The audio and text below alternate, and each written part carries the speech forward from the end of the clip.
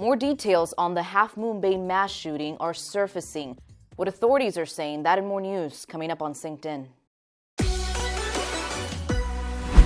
Hey everyone, we now know more details about the mass shooting that happened at a mushroom farm in Half Moon Bay on Monday, where 7 people were killed and another was injured. According to the sheriff's office, the suspect, Chun-Li Zhao, knew the people he shot. They believe the victims may have been co-workers and that this was an act of workplace violence.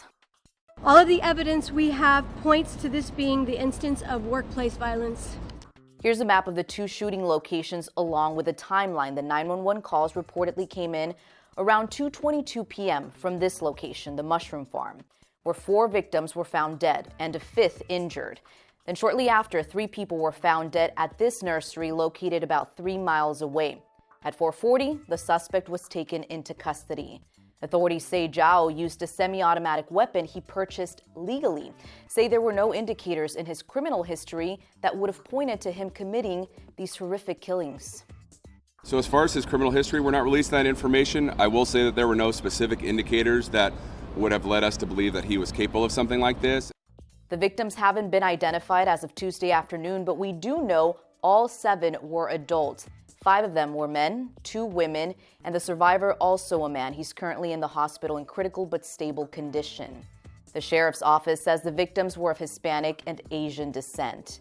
The suspect is reportedly cooperating with authorities. He's set to be arraigned Wednesday afternoon. For the latest details on this mass shooting, head to NBCBayArea.com. Okay, in more local news, there was another shooting here in the Bay Area on Monday. This one was in Oakland and left 1 person dead, an 18-year-old, and 4 others with gunshot wounds. Police believe it was a shootout. During the course of the preliminary investigation, officers learned that approximately 40 to 50 people were at a location where individuals were filming a music video. While the recording was occurring, gunfire broke out from multiple shooters in various directions. OPD Communications Division received notification of multiple gunshot wound victims who had self-transported to several area hospitals. In all, there were 5 victims struck by gunfire, all of which were adults.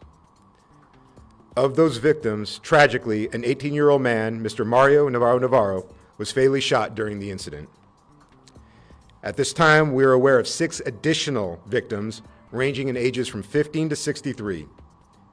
1 vehicle was struck by stray bullets as they left the scene. Another victim had a stray bullet enter their place of business. A driver and passengers were injured as they were involved in a solo vehicle accident while they were fleeing the scene. OPD is asking anyone with information on this case to contact their office.